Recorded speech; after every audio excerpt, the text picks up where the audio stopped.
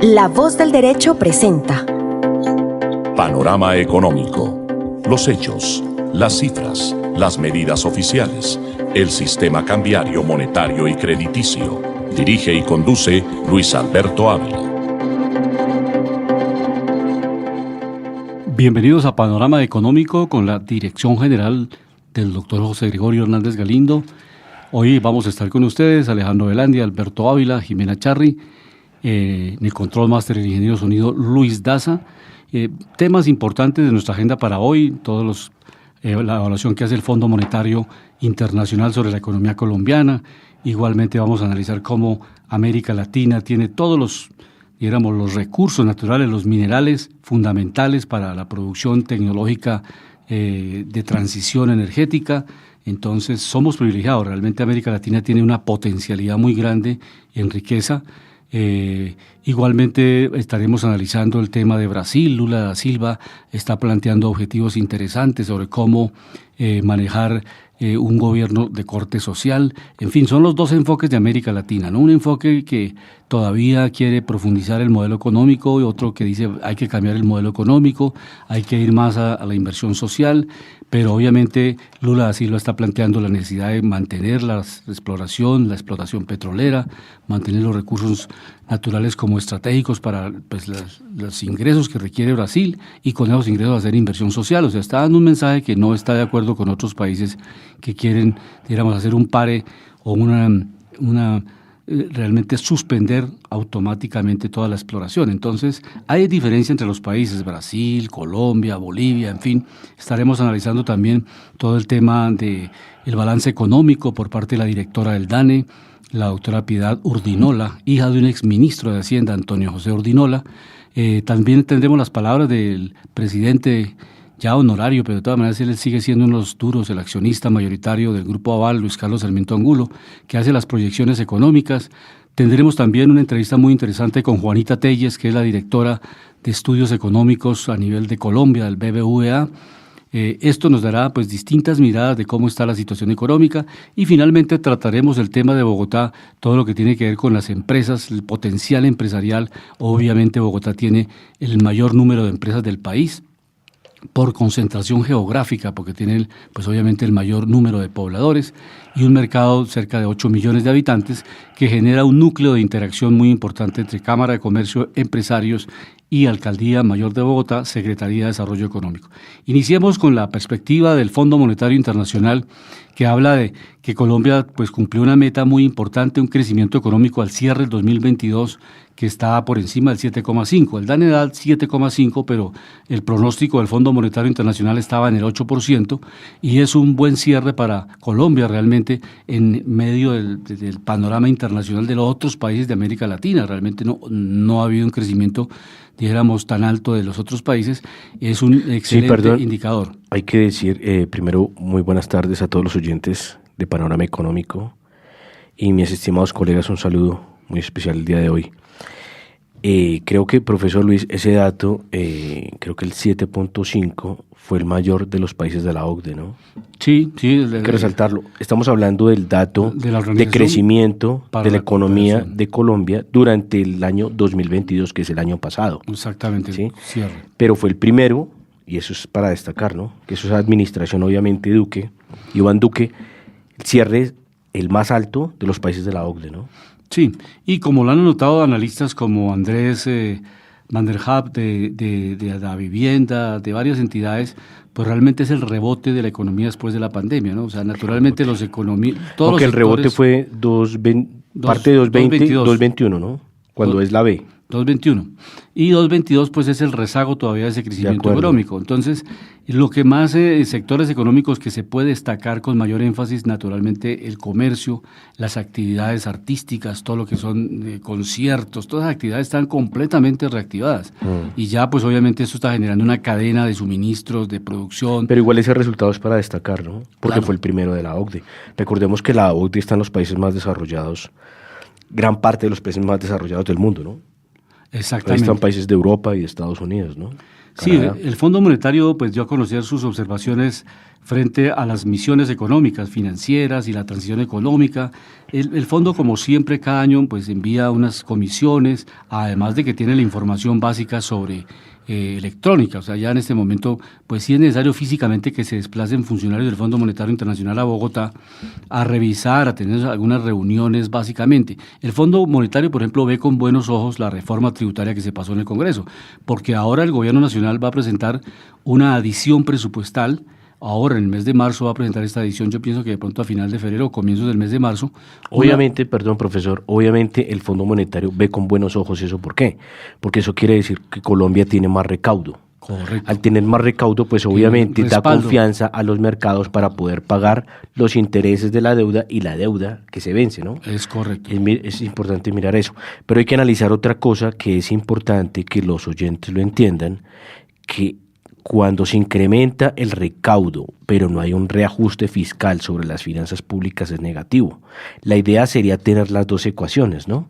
O sea, ampliar, quitar el déficit, por ejemplo, presupuestario, por un lado, ya por el tema de ley, como hacen muchos países. Por otro lado, eficiencia financiera, buen uso de los dineros públicos, austeridad del gasto del Estado, que eso ayuda mucho, que en este momento no está existiendo en Colombia austeridad en el gasto, al contrario, incrementamos el gasto. Entonces, obviamente, si se mezclara esto de eficiencia financiera y control del gasto público, pues obviamente la calificación subiría ante las calificadoras de riesgo internacionales como Standard & Poor's, Fitch y Moody's, y obviamente el Fondo Monetario Internacional, que es un gran veedor, porque recordemos que el Fondo Monetario Internacional es un gran prestatario para las naciones, ¿no? Sí, el Fondo Monetario Internacional destaca el consumo privado, o sea, una reacción muy importante en esa reactivación económica del consumo privado. O sea, los agentes privados pues hicieron demanda de materias primas, toda la reactivación industrial, la reactivación del comercio, la reactivación de actividades artísticas. Todo ahí estamos hablando de 2022. 2022, la parte cultural, ese balance que hace el Fondo Monetario destaca ese consumo privado. No solamente es el Estado, sino el consumo privado que está muy por encima del consumo del Estado, porque las obras públicas, esto pues no han tenido la dinámica. Además, cuando hay transición de un gobierno a otro, pues hay muchas parálisis en algunas entidades. Entonces, destaca mucho el Fondo Monetario Internacional el comportamiento del sector privado en esa reactivación del año 2022. Ahora, pues más adelante vamos a ver el balance por parte de la directora del DANE y los analistas económicos de la situación específica de Colombia internamente. Recordemos, profesor Luis Alberto y oyentes, que estos resultados son al cierre del 2022 cuando no se había hecho la reforma tributaria. Ahora que se viene una reforma tributaria, nos falta ver, profesor Luis, cuál es el impacto que genera en el mercado esa desaceleración en el consumo que se tiene prevista. Dicen que la economía puede caer del 7.5% que crecimos al 1% este año, al cierre de este año. Es la provisión, del 1 al 2%, ¿no?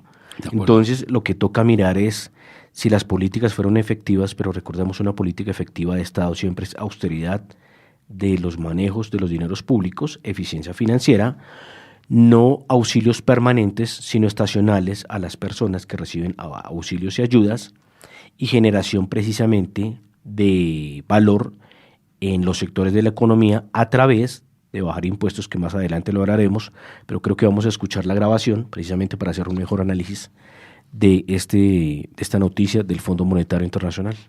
Sí, pero en esa medida básicamente reforma tributaria, incremento del consumo privado, pues austeridad también en alguna medida por parte de las finanzas públicas, aplicación de la regla fiscal, porque naturalmente el ministro de Hacienda, José Antonio Campo, lo ha expresado en varios eventos sobre la responsabilidad fiscal que tiene el Estado colombiano. Entonces es un mensaje también a los mercados que Colombia no va a pasar la meta.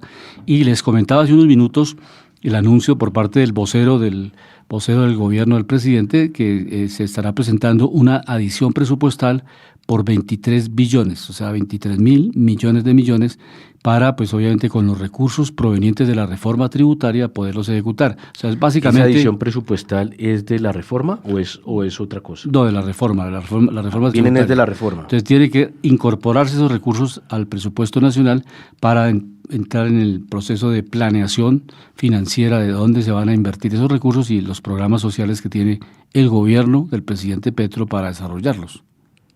Esa es la dinámica básicamente. Entonces, eso va en concordancia. O sea, de un lado, el Fondo Monetario también recomienda que se mantenga, pues obviamente, una austeridad en el gasto, que no se haga una extrapolación, y pues naturalmente las nóminas y todo esto pues está controlado. O sea, la función pública, uno cuando habla con los gobernadores o los alcaldes, pues ellos no tienen la potestad de ampliar nómina ni nada, porque ahora se aproximan elecciones territoriales, se van a elegir gobernadores este año, alcaldes, concejales y diputados, y puede haber una tendencia en las regiones a incrementarse el gasto, porque estas campañas presionan mucho a los gobiernos para ejecutar al máximo las obras, o bien para que uno de los candidatos que representa al gobernador o gobernadora o al alcalde de turno traten de continuar en el poder, continuar ese partido o movimiento político representando los intereses de la comunidad en la gobernación o en la alcaldía, y por eso se acelera mucho el gasto en las regiones. La gente hace obras para que dejen una buena imagen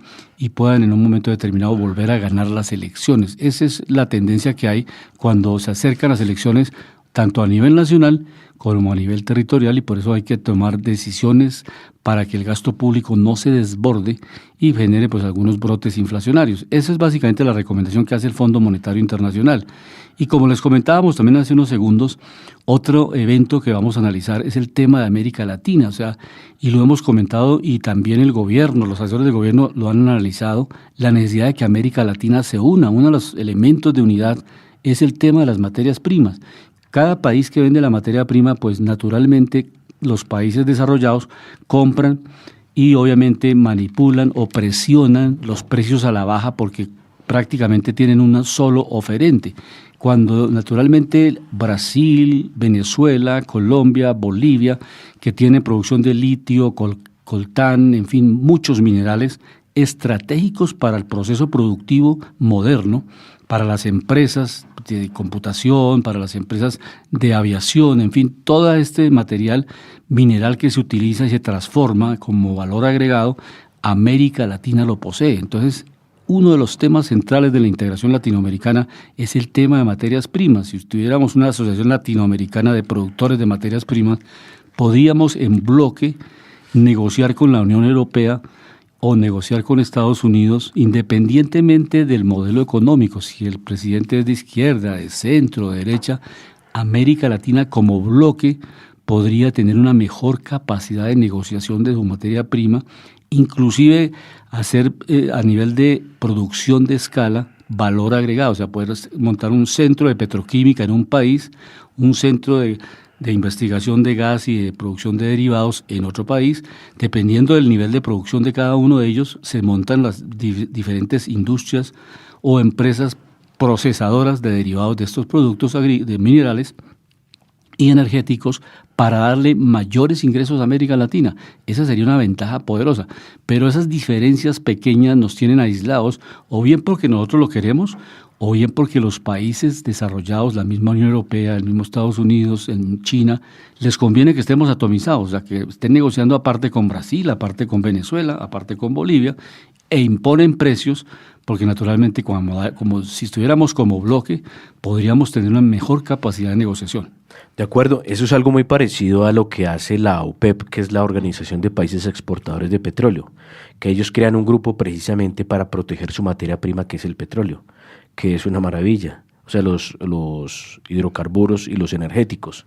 Y es importante, ¿por qué? Porque es que la idea es, recordemos que el petróleo, el gas, por ejemplo, el cobre, que representa Chile, muchas de las materias primas que son no renovables, que tiene Argentina, Brasil y otros países de la región, pero estos son los dos más importantes de Sudamérica, pues obviamente esto genera un poder global porque, por ejemplo, dicen que Argentina exporta alimentos para más de produce alimentos para más de 400 millones de habitantes, ¿no? Exactamente.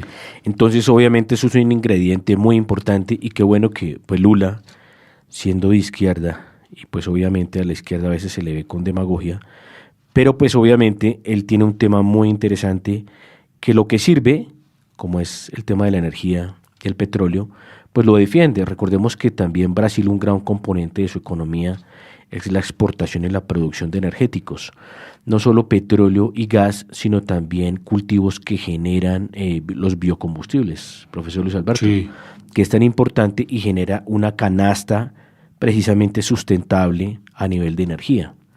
Pero hay una cosa, hablando ya de panorama internacional, vamos a mirar los indicadores más importantes y vamos a mirar precisamente el tema de Brasil, que es interesante para todos. Pero comenzamos con las tasas de interés de los bancos centrales más importantes del mundo. Recordemos que las últimas subidas que tuvo tanto Europa como la Reserva Federal de los Estados Unidos fue importante en el mercado, y esto hace que el dólar se siga apuntalando. Recordemos que la Reserva Federal de los Estados Unidos tiene su tasa en el 4.75%, Banco Central Europeo 3%, Banco del Reino Unido 4%, Suiza 1%, el Banco Central de Australia 3.30%, Canadá 4.50%, Nueva Zelanda 4.25%, Japón menos 0.10%, Rusia 7.50%, India 6.50%, China 3.65% y Brasil, profesor Luis Alberto, sigue teniendo la tasa de interés por parte del Banco Central en el 13.75%. Pero, por ejemplo, si vamos a mirar el tema inflación, en el tema de inflación miramos que, por ejemplo, dentro de los países más importantes del mundo, Brasil era uno de los que contaba con la inflación más alta, ¿no? Entonces, precisamente lo que tratamos de mirar con esto, haciendo una relación entre las tasas de interés y la inflación, en el caso de Brasil se ha dado un efecto muy positivo. ¿Cuál es el efecto positivo? Que teniendo la tasa muchos meses en el 13.75%, la inflación de Brasil viene cediendo y cediendo y cediendo. El profesor Luis Alberto acababa de decir algo en el tema del gasto público social por parte de Lula. La idea es que Lula trate de seguir por esa senda, de seguir reestructurando las finanzas y el saneamiento del gasto público en Brasil, para que obviamente esta inflación siga cediendo y Brasil pueda ser una potencia regional de largo plazo a través del buen manejo de sus indicadores. Sí, y básicamente el presidente Lula también termina haciendo una analogía con lo que el presidente Biden en Estados Unidos ha planteado frente a la responsabilidad empresarial. Y así pasó en Davos también. Hay muchos empresarios que han manifestado que ellos reconocen que han tenido muy buenas utilidades, el sector, todo lo que tiene que ver con las grandes transnacionales en comunicaciones, en la transformación de información, en fin, reconocen que les ha ido muy bien en la pandemia y en la pospandemia y que están dispuestos a ayudar porque también están nerviosos frente al cambio climático. O sea, ellos saben ¿quiénes están nerviosos? Los empresarios que tienen avión privado y que cada avión genera una carga, una huella ambiental muy fuerte. O sea, esas emisiones que se generan cuando todas las personas tienen la posibilidad de utilizar combustible, quemar combustible, son conscientes de eso. Entonces han manifestado en distintos escenarios. En Brasil, el presidente de Brasil ha manifestado que el sistema financiero, a pesar de que el sistema financiero de Brasil es muy fuerte, es grande comparado con el de Colombia, sí, claro. Sin embargo, Lula dice que ese sistema financiero debe seguir creciendo y debe crecer no solamente pensando en las utilidades que tienen ellos con los créditos que el Estado brasileño o el Estado tiene con ellos, sino que también pensando en ampliar la producción económica del país. Eso es una mirada interesante, el valor agregado. Muy interesante. Entonces él dice, no estamos peleando con el sistema financiero, queremos que compartamos una agenda y vemos cómo buscamos llegar a muchas más regiones del Brasil a hacer crecimiento económico y producción de valor agregado. Entonces le está invitando al sector financiero a que mire con esa óptica el crecimiento de Brasil. Aunque hay muchos que se están quejando precisamente de que Brasil está talando bosque para coger esas tierras de cultivo, ¿no? Y hablando del combustible y la quema precisamente de la gasolina y del gas, profesor, volvamos a recordar que es que, por ejemplo, la agricultura, la cría extensiva de ganado, genera a veces más calentamiento en proporción porcentual que la misma quema de combustible, profesor Luis Alberto. Entonces hay que mirar todos estos ingredientes, y algo que hablábamos con el profesor Luis Alberto es una cosa muy importante, que las materias primas se van a necesitar, todas, y muchas más, las que se van a dejar de usar y las nuevas. Entonces la idea es poder usar estas materias primas de forma responsable, que contaminen menos el medio ambiente, que impacten menos, con mejores tecnologías de eficiencia, con mejores filtros y con mejores procedimientos para evitar esa contaminación. Pero, profesor Luis Alberto, vamos a mirar, recordábamos que la tasa de interés por parte del Banco Central de Brasil estaba en el 13.75% y vamos a mirar su inflación. La última revisada es el 5.77%. Recordemos que la inflación en Brasil llegó a estar en el 13-14%. Llegó a estar por encima del 10% durante algún tiempo. Y la anterior, recordemos que era del 5.79%. Entonces viene cediendo y hay que aplaudir esa política que tuvo el Banco Central porque fue muy efectiva y es una de las economías que ha tenido precisamente una baja admirable en el control del tema de inflación. Pero si vamos a mirar, profesor Luis Alberto, la inflación más baja de los países de América: Panamá 2.71%, Ecuador 3.12%, Bolivia 3.14%, Bermuda 3.8%, Puerto Rico 6%, Canadá 6.3%, Colombia, recordemos, 13.25%, sigue subiendo la tasa de inflación. La anterior era 13.12% y subió al 13.25%. Chile está con la inflación más abajo que la de Colombia, en el 12.3%. Venezuela, que es el campeón de inflación en toda América, Sí, claro. 156%. Argentina 98.8% y Haití 48.3%. Cuba 39.07%. Colombia está dentro del top 10 de los países con más inflación de América. Pero si vamos a mirar, profesor Luis Alberto, los países más juiciosos del mundo a nivel de inflación, con la inflación más baja de las economías más grandes: China 2.1%, Suiza 3.3%, Arabia Saudita 3.4% y Japón 4%. Y le siguen Corea del Sur con 5.2% e Indonesia con 5.28%. Y a nivel global, los puestos más deshonrosos: Argentina, recordamos que Venezuela está por encima de Argentina, y le siguen después Turquía con el 57.68%. Y eso, pues, tomando también lo que se les vino con el tema del terremoto, que también les puede generar un impacto, ¿no? Recordemos que el terremoto fue entre la frontera de Siria y Turquía, en la región donde habitan los kurdos. Vamos a iniciar Panorama Nacional con un tema que está en la agenda pública. El Congreso de la República recibió el proyecto de ley de la reforma al sistema de salud. La semana pasada estuvimos aquí escuchando la ministra de Salud sustentando el proyecto de ley, que básicamente es quitar la intermediación financiera a las EPS, trasladarlo a ADRES, que es la administradora de recursos del Estado, para financiar, para girar directamente los recursos a estos centros de atención primaria.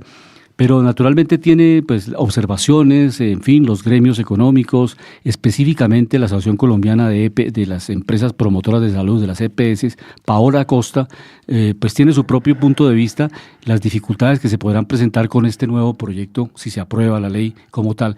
Obviamente en el Congreso, por las comisiones séptimas de tanto de Cámara como de Senado, debe estudiarse estos 151 artículos y la idea es que una vez pase por ese tamiz del Congreso, pues obviamente salga una reforma que le convenga al país, que sea de beneficio para los médicos, las enfermeras, los usuarios del sistema de salud, desde luego para que se mejore el servicio. Ese es el ideal.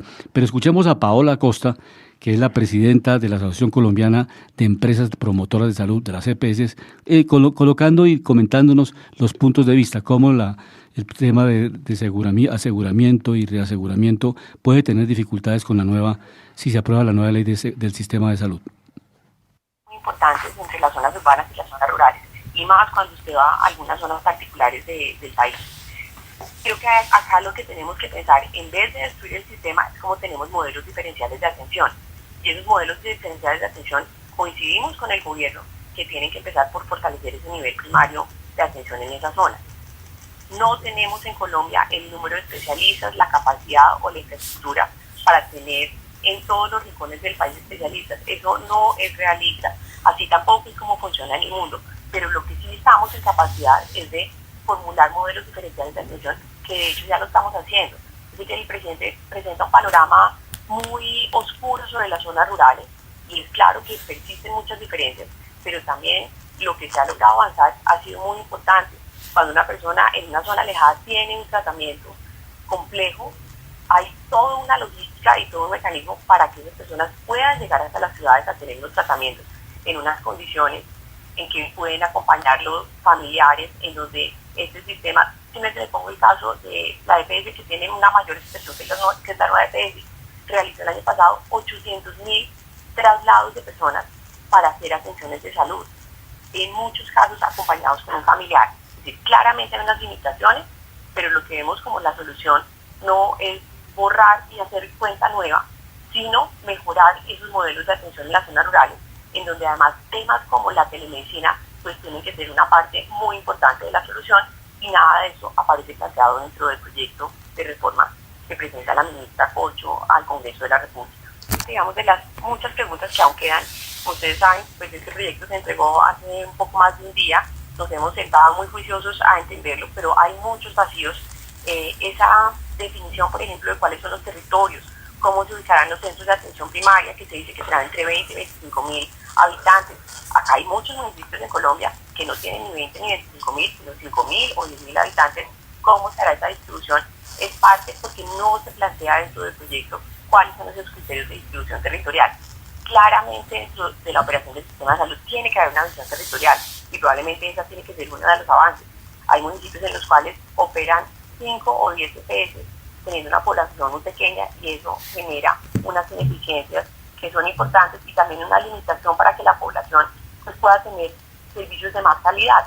Entonces creo que hay un principio dentro del cual podemos construir, y es cómo podemos tener no solamente actividades centradas en los individuos, sino también en los territorios, como se hizo en la pandemia con la vacunación, en donde en un trabajo conjunto entre prestadores, entes territoriales y EPS, se hacían actividades de barrido en el territorio para poder avanzar de forma más eficiente y para que toda la población, indistintamente a qué EPS estuviera afiliado, pudiera tener acceso.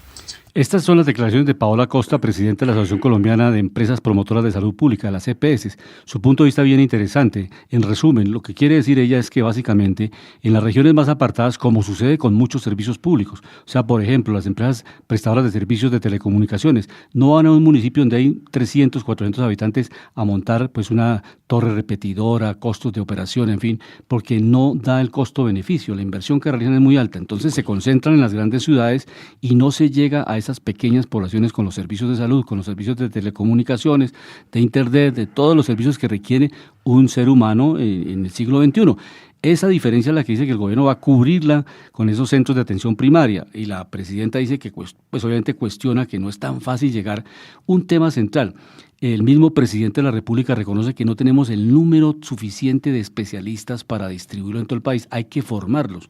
El presidente Petro ha planteado en su última intervención, cuando se hizo elección, pero terminemos esta idea que es interesante, él planteó que había necesidad de formar médicos, por ejemplo, para el caso de La Guajira, formar médicos generales, pero también especialistas aceleradamente. Formar un especialista, formar un médico no toma menos de 7 años, 5 a 7 años. O sea, que pasa este gobierno, y estos son programas de largo aliento, para que no lo veamos con una mirada solamente coyuntural de 4 años. Son planes estratégicos, porque debemos evaluar que los médicos de La Guajira, en pocas palabras, hay un déficit de especialistas. De especialistas, claro. Hay un déficit. Hay regiones del país apartadas donde no hay el suficiente número de cardiólogos, y un paciente que se le presente un problema lo pueden atender en la fase inicial en el centro de atención primaria, pero si se identifica que tiene un problema de un infarto y no hay el cardiólogo ahí, necesariamente, como lo dice la presidenta de las EPS, tendrá que trasladarse, como lo manifiesta también, que la nueva EPS ha hecho más de 800.000 traslados por todo el país, porque no hay los centros de atención especializados, sino tiene que ir a un centro de mayor dimensión en atención médica para que pueda ser tratado este paciente con un problema neurológico, un problema cardiovascular, en fin, porque en muchas regiones del país no hay los especialistas. Entonces el presidente, el equipo técnico del Ministerio de Salud ha planteado que hay necesidad de formar los médicos en La Guajira, para que son los que conocen su territorio, los médicos en el Chocó, los médicos, y ver qué necesidades hay para empezar a formar. O sea, no es un problema de corto aliento, es un proceso integral, y esa es la mirada que invitamos acá desde Panorama Económico, pero que entonces lo veamos como un país que necesita avanzar entre sector privado y sector público, y que no somos, tenemos aquí exclusiones prefabricadas. Todos podemos ser parte del país, pero obviamente sacrificando en alguna medida excesos de intereses personales. No, y que si este dato, repito, si este dato es preciso, que hay déficit de especialistas, pues es una buena oportunidad para los profesionales, profesor Luis Alberto, para los jóvenes que están pensando qué carreras estudiar, Sí, claro. porque hay muchas carreras que están saturadas, ¿no?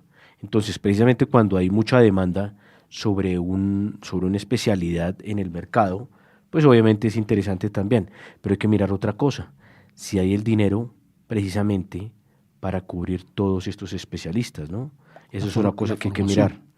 Hay una cosa interesante ya en panorama nacional que vamos a mirar en temas de Colombia para que precisamente nuestros oyentes estén al tanto. Recordemos, profesor Luis Alberto, que el impuesto de sociedades en Colombia, que veníamos hablando de las empresas, subió del 31 al 35%. Recordemos que en Estados Unidos todavía se mantiene al 21% y que Joe Biden quiere subirlo al 28%.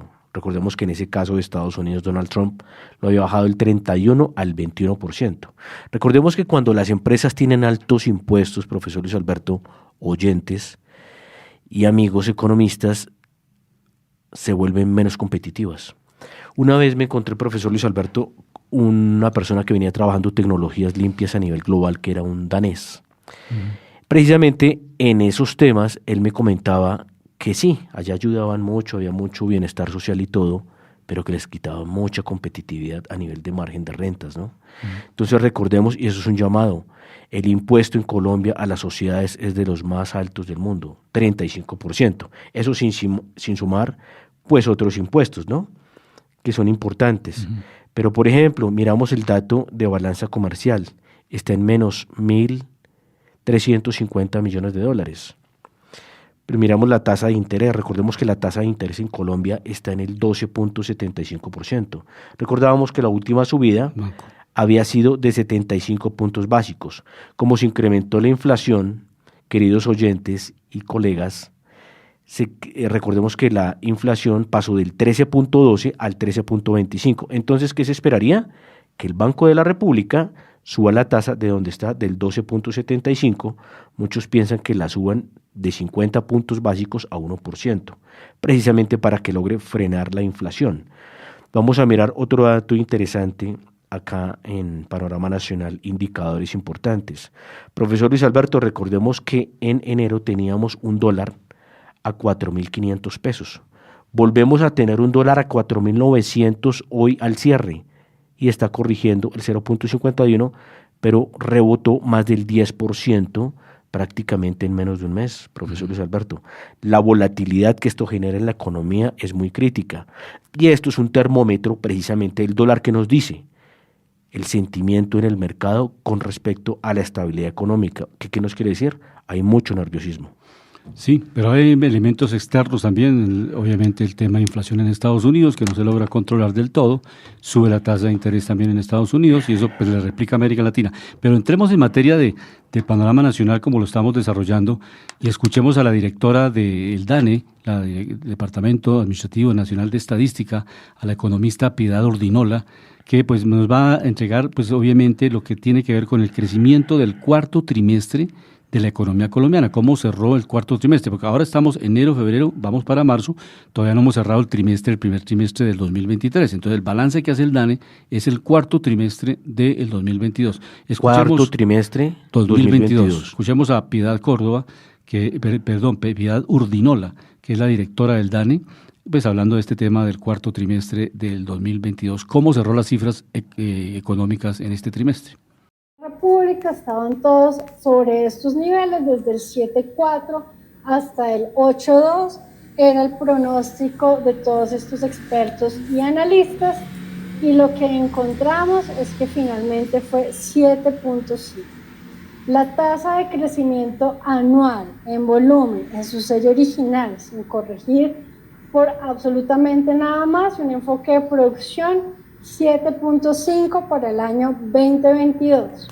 Entonces tenemos el año de la pandemia, la gran caída de menos 7.3, el año de la recuperación 11 y para 2022 ya vamos tendiendo hacia la estabilización. Este 7.5 sigue estando muy por encima de los niveles más altos que teníamos antes de la pandemia, como fue ese 6.9 en 2010.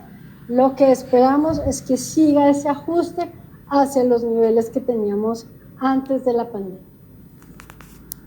De ese crecimiento que estamos reportando de 7.5, 4.5 puntos porcentuales, más de la mitad, son explicados por lo que sucede en estas tres ramas. Entonces, ya acumulando todo el año, comercio, mantenimiento de transporte, almacenamiento, alojamiento y servicios de comida aportaron 2.1 puntos porcentuales.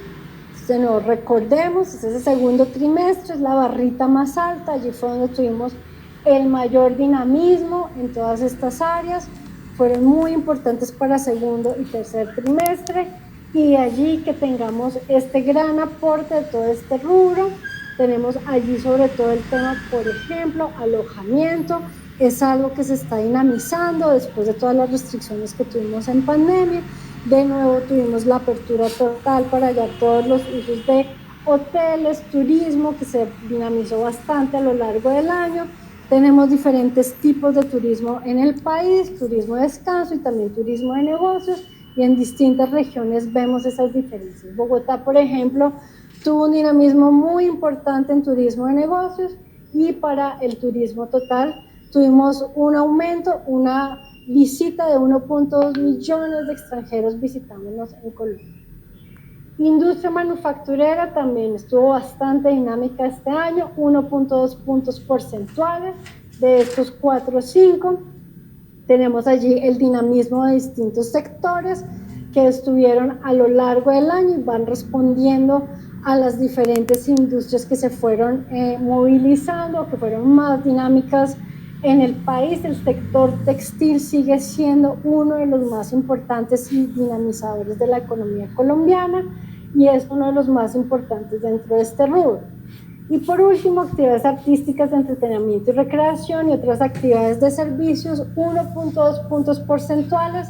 De nuevo tenemos allí los juegos de azar, todos estos juegos en línea, también los juegos de azar en físico, los casinos en físico también después de la pandemia se reactivaron, ya no teníamos las restricciones, todas esas actividades masivas que también estaban restringidas durante la pandemia, un gran dinamismo durante todo el año, sobre todo en los últimos trimestres del año. Perdón, este profesor. es el crecimiento que el DANE le entrega al país, 7,5, pero importante la cifra que no la alcanzamos a dar por 7,5, factores de tiempo. recordemos, es al cierre del 2020.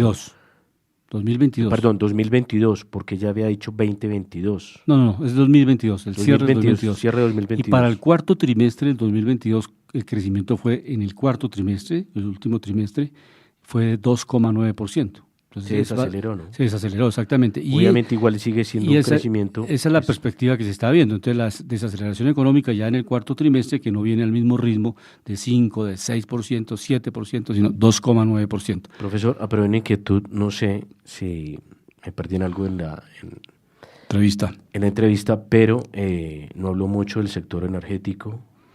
No habló de esos sectores que son tan importantes, ¿no? Obviamente ella es la que maneja el DANE, pero recordemos que hay que hablar de lo importante, porque si vamos a mirar actividades artísticas, que la verdad eso es muy mínimo dentro del Producto Interno Bruto, pues obviamente lo que de verdad es estructural, no sé por qué no lo habló, ¿no?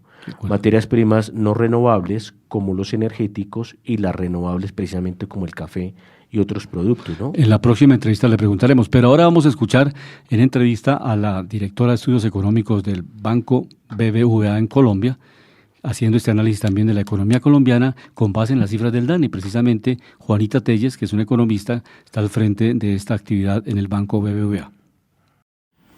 Muy buenas tardes, estamos con la economista jefe del equipo de estudios económicos del BBVA Colombia para analizar hoy los indicadores especiales económicos y particularmente estos datos que nos entrega el DANE el día anterior relacionados con el Producto Interno Bruto y el indicador de seguimiento de la economía, cómo cerramos el 2022 y los distintos sectores económicos, cómo están registrando, cómo ven ustedes estas cifras que nos entregó ahora ya el DANE en este equipo valioso del Banco BBVA en estudios económicos. Bueno, pues muchas gracias. Primero que todo, gracias por la invitación y saludos a todos. A ver, yo creo que hubo de todo, hubo mensajes interesantes. Yo creo que lo primero que tengo que decir es que lo que mostraron los datos es que la economía colombiana tiene una capacidad de resistencia especialmente importante. ¿Y qué significa eso? Que venimos con la pandemia, tenemos una desaceleración muy fuerte, en 2021 tenemos un crecimiento muy elevado y en el 22 volvemos a crecer sobre ese crecimiento de una manera importante. En la cifra que publicó el DANE ayer es del 7.5%. Entonces, cuando nos comparemos con el mundo, probablemente vamos a ser de las economías del mundo que más creció en esos 2 años. Entonces, muestra nuestra capacidad de resiliencia, la capacidad de recuperación, y yo creo que esa es la gran noticia de estos datos. ¿Cómo vemos por sectores? Sector servicios, sector comercio, obviamente el sector financiero le fue bien, construcción, no mucho en la parte estatal, parece que obras públicas no hay un comportamiento bien. ¿Cómo ven ustedes por sectores? ¿Qué sectores ven como que ganaron esta competencia en crecimiento?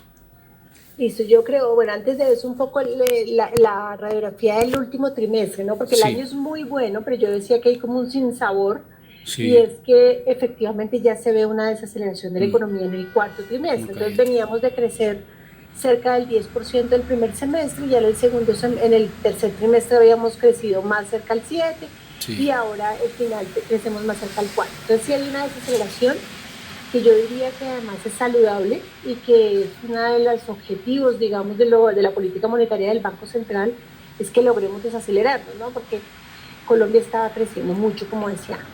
En términos sectoriales, que era la pregunta, yo creo que hay cosas importantes. Uno, sectores ganadores que lo hicieron muy bien, comercio, todo lo que tiene que ver con entretenimiento.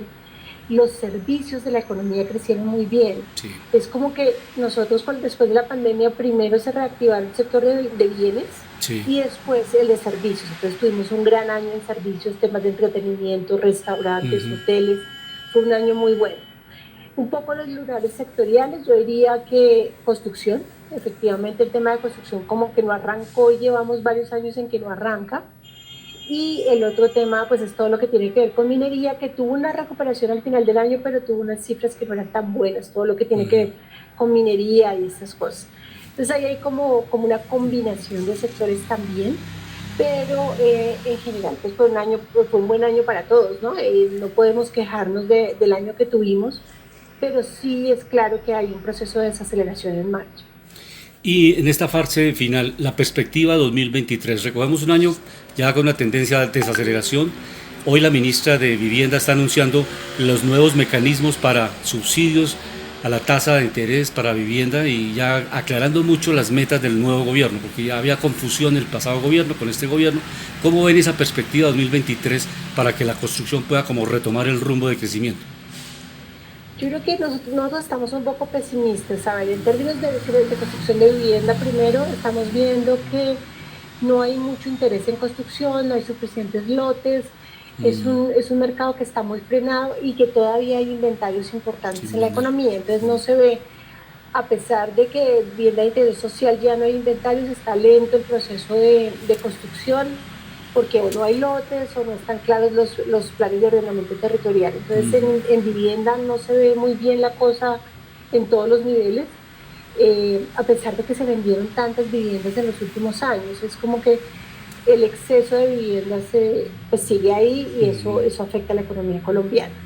Entonces ahí por el lado de vivienda y por el lado de construcción, el resto de construcción, que es la que tiene que ver con edificaciones, con comercios, con locales, pues ahí también vemos una demora porque hay unos excesos de oferta disponible todavía, a pesar de la apertura de los temas post-pandémicos, pues todavía sigue habiendo ahí poco dinamismo. El dinamismo se está viendo y se va a ver mucho más en temas como bodegas, por ejemplo, todo lo que tiene que ver con bodegaje. Y por el lado de la construcción, que sería obra civil o obra pública, pensamos que va a ser un buen año, muy buen año el 23, y probablemente eso nos va a ayudar en términos de crecimiento porque es el último año de los gobiernos locales y regionales. Y eso normalmente te jala la economía, te jala la inversión. Además, esos gobiernos que en los primeros 2 años no pudieron hacer mucho por la pandemia, pues tienen que ejecutar mucho en este último año. ¿A cuánto le están apuntando? ¿Se acercan más al Banco de la República, a Fedesarrollo, el Producto Interno Bruto proyectado para 2023, por lo menos? Nosotros vemos una desaceleración hasta el punto 7 este año, o sea, vamos a crecer menos del 1% de nuestra estimación, y el año entrante ya creceríamos 1.8%. Perfecto.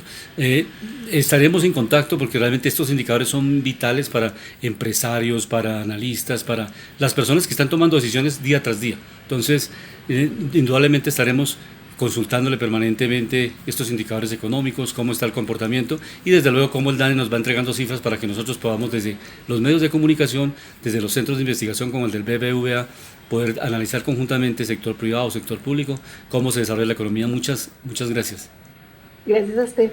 Profesor, algo que yo quería argumentar y analizar ahí, que el tema de la construcción, en lo que uno ve real y habla con los arquitectos, es que ellos ven muy complejo el tema por el tema de costos. Entonces puede que la construcción privada sí se desacelere por el tema de costos, ¿no? O sea, si se suben los precios de la vivienda en el volumen general, pues obviamente si no hay un poder adquisitivo grande, pues se pueden caer. Pero profesor, vamos a mirar otros indicadores importantes a nivel nacional. Recordemos que el impuesto a la renta en Colombia es del 39%, el impuesto a la renta. El impuesto sobre sociedades que pasó del 31 al 35%. Otro indicador muy importante, la confianza del consumidor pasó de menos 22.3 negativo a menos 28.6 negativo. La confianza del consumidor, ¿no? Sigue cayendo. La confianza empresarial, profesor Luis Alberto, estaba en el 0,1 punto positivo, pasó al menos 1.2 negativo. Estos datos precisamente son puro nerviosismo de mercado.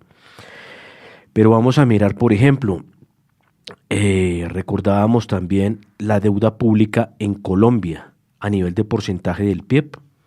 Ese es un dato relativamente positivo, aunque pues no se puede aplaudir porque sigue alto. Pasó del 64.6% al 61.1%, la deuda pública de Colombia, ¿no? La deuda país. Vamos a escuchar una cifra bien interesante, las perspectivas económicas de uno de los empresarios más grandes del país, que es Luis Carlos Sarmiento Angulo. Escuchémoslo al presidente, al ingeniero Luis Carlos Sarmiento Angulo, hablando de la perspectiva 2023 para la economía colombiana. Ya del desarrollo empresarial y nada, para unos encuentros muy amables en donde hablamos generalidades del país, coincidimos en algunos puntos de esos, y fueron unas reuniones muy amables y estamos en eso. Nosotros estamos trabajando con el gobierno en el periódico, en todo, pues porque es un interés común, insuperable, que es el del beneficio de Colombia, el desarrollo de Colombia. Y para eso lo que toca es sumar los esfuerzos de todos, y en eso estamos. ¿Están de acuerdo con lo que les decía hace un momento de la economía en general? Los bancos han tenido un buen año en el año 22. Los resultados son buenos. El año 23 luce difícil. El índice de crecimiento del país en el año 22, el que termina, pues debe estar alrededor de entre 8 y 9%. Y el de este año, los pronósticos están entre 1 y 2%. Entonces, un brinco de esa naturaleza, pues es una campana de alarma, precaución. Entonces hay que moderarse mucho. El crecimiento no va a ser comparable al de los años anteriores.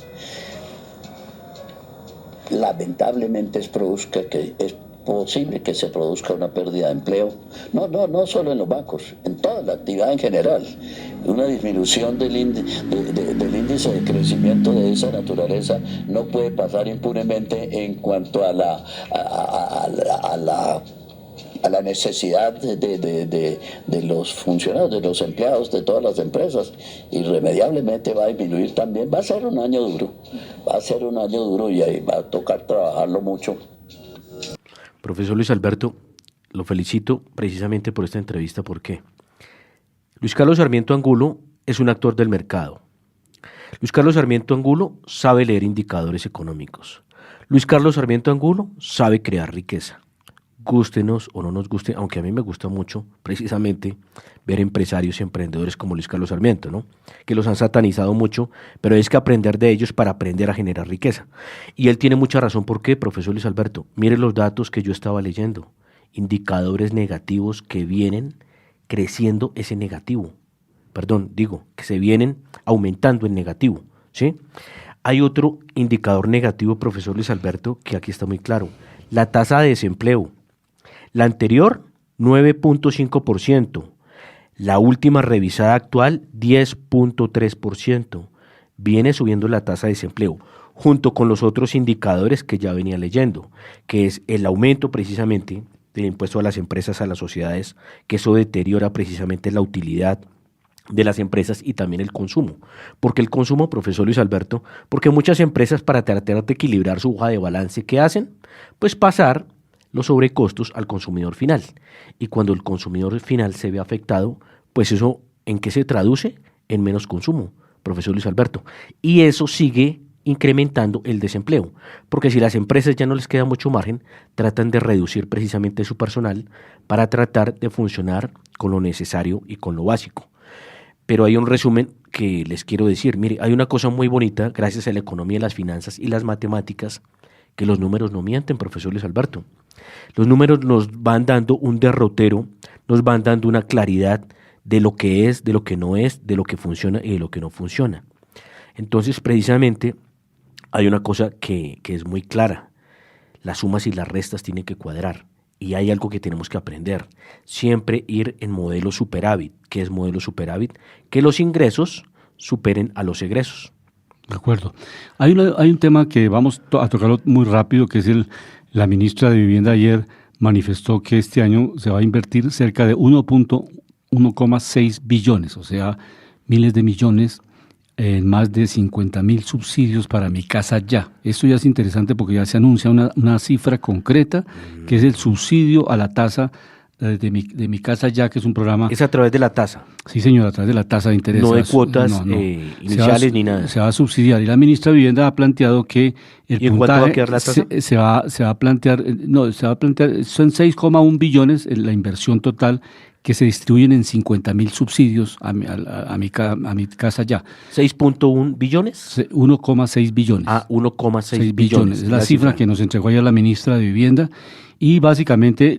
a través del subsidio de la tasa de interés. El subsidio de la tasa de interés hipotecario. Antes, en el gobierno anterior, se estaba dando por el nivel de ingresos, pero había mucho colado ahí que, dijéramos, estaba manipulando cifras. Entonces, el gobierno actual, para evitar ese tipo de inequidad en la asignación de los subsidios, optó porque ese subsidio, la ministra ha planteado que el puntaje del Sisbén 4 se suma a otros factores que hacen una puntuación de 10 a 100, básicamente. Y entonces van a tener mayor prioridad estos niveles del Sisbén, que tienen la mayor requerimiento de vivienda en el país, y se va a hacer, pues obviamente, de manera mucho más adecuada la asignación de los subsidios. Entonces vamos a decir que el programa de vivienda de interés social pues va a seguir, está incorporado en el plan de desarrollo y tendrá un incremento, desde luego, en los costos de construcción, pero no en la magnitud que se prevé dentro de los salarios mínimos legales vigentes. Entonces, en eso vamos avanzando. Y un último tema que tenemos hoy, que no lo vamos a dar tampoco por fuera, es el tema de la participación de las empresas. Qué importante Bogotá, porque Bogotá tiene cerca de 3.885 empresas, de las más grandes del país, y del total Bogotá participa con el 57%. Entonces, es una proporción interesante. Bogotá es un polo de atracción, y por eso debe ser la ciudad que sigue. Ojalá logre mejorar la movilidad, porque la movilidad física, no solamente la movilidad de internet o de datos, sino la movilidad física, vial es fundamental. La seguridad, otro elemento importante para la localización de nuevas empresas en Bogotá, tanto nacionales como extranjeras, pues juega un papel estratégico. Entonces, Luis Alberto, perdón, eso sería un llamado precisamente, ya que se vienen elecciones de alcalde en Bogotá, decidir por un alcalde que definitivamente saque a Bogotá de este problema vial, ¿no? Que es precisamente lo que hace perder competitividad por el tiempo, precisamente de tránsito y demoras, ¿no? Sí, lo hemos manifestado aquí en Panorama Económico. Bogotá tenía ya muy buenos estudios.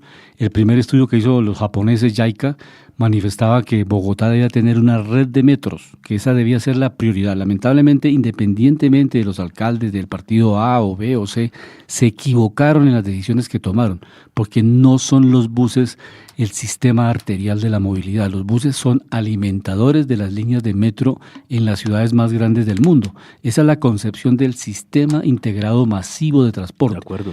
Entonces nos equivocamos, y eso digo, se equivocaron los gremios, se equivocaron la academia, los alcaldes de turno, porque realmente son las líneas de metro, y en lo posible los arquitectos de la mejor calidad o los que han desarrollado los diseños de metro subterráneo, pues han recomendado que la única manera de liberar espacio público es construir, en la medida de lo posible técnica y ambientalmente, metros subterráneos, porque son básicamente mover la ciudad por debajo de la ciudad y no seguir con la congestión a nivel, o metros elevados que pues dañan el tema ambiental, el tema de la seguridad. Entonces esas son las recomendaciones. Ya naturalmente que esta primera línea quedó diseñada como una línea alimentadora de Transmilenio, porque es una línea que viene de Bosa y termina en la 72. Ahí tienen que bajarse los pasajeros y subirse a Transmilenio. O sea, vienen a una altura de 5 pisos y se bajan otra vez al primer piso para coger un Transmilenio que lo lleve a Suba, lo lleve en Cativa a distintas partes. Entonces ahí fallamos en ese diseño. La arteria debería ser opuesto, ¿no? Es lo contrario. Precisamente que el metro sea la estructura principal y que los buses sean alimentados del sistema metro. Esa es la para filosofía. Que los oyentes lo entiendan. Sí. Pero hay algo que quería aclarar, con mi estimado colega Luis Alberto, es que a la directora del DANE se le olvidó, y creo que a la niña que estaba del Banco BBVA, aclarar algo. El gran crecimiento que tuvo la economía colombiana se la tenemos que agradecer porque lo jalonaron 2 factores muy importantes. Energía, que es petróleo, gas y carbón. Si vamos a mirar las cifras, profesor Luis Alberto, son fenomenales en los 2 sectores. Dicen que se puede este año, o entre el año, no sé muy bien la cifra, creo que entre el año pasado y que 2022 a 2023, se puede duplicar los ingresos por producción y por exportación de carbón. En el tema precisamente de petróleo, recordemos que fue también uno de los años más exitosos dentro de la industria del petróleo a nivel nacional en el tema de utilidades y también de generación de valor. Pero hay algo muy importante que no lo podemos dejar por fuera del programa, profesor Luis Alberto, que Saúl Catán, que es el presidente de la Junta Directiva de Ecopetrol, dicen, no se sabe todavía muy bien, pero hay que analizar este tema, que dice que está pensando vender el negocio de Ecopetrol que tiene en Estados Unidos con el Permian. Que dice, el último dato que dice el actual presidente, Felipe Bayón, que produce 80,000 barriles diarios de petróleo, que es el tema del fracking. Pero ¿cómo van a perder un activo que genera tanto ingreso, tanto valor, y que también tuvo un tiempo de desarrollo de inversión? Esto no se puede perder, y esto toca tenerlo en contexto y deberíamos hacerle un buen seguimiento. Y a todos los oyentes decirles que pues este programa lo que tratamos de hacer acá es desglosar las cifras, hacer precisamente interacción de información, triangulación de información para dar esta información más decantada. Es el propósito de Panorama Económico. Sí, aquí estamos invitando a los actores. Hoy nos acompañó Juanita Telles, directora de Estudios Económicos del BBVA Colombia. Ha estado también el director de Estudios Económicos de la Vivienda. Y ellos seguirán acompañándonos acá en el programa. Y fenomenal que invitamos también en la entrevista el actor de mercado, Luis Carlos Sarmiento. Sí, no todos, y vamos a escuchar al presidente Petro, porque la idea es que todos nos escuchemos para poder mejorar las propuestas de uno u otro sector. Pero hay que escuchar también, profesor Luis Alberto, al que hace la tarea y arroja resultados positivos en la ecuación. De acuerdo. Por eso es que los empresarios son tan importantes, que fueron los antiguos emprendedores. Las diferentes generaciones de empresarios. Llegamos al final de Panorama Económico con la dirección general del doctor José Gregorio Hernández. Hoy les acompañamos Alejandro Velandia, Alberto Ávila, en el Control Master, el ingeniero de sonido Luis Daza. En la próxima semana estaremos nuevamente en Panorama Económico. La Voz del Derecho presentó Panorama Económico. Los hechos, las cifras, las medidas oficiales, el sistema cambiario, monetario y crediticio, la agricultura, la industria, en La Voz del Derecho.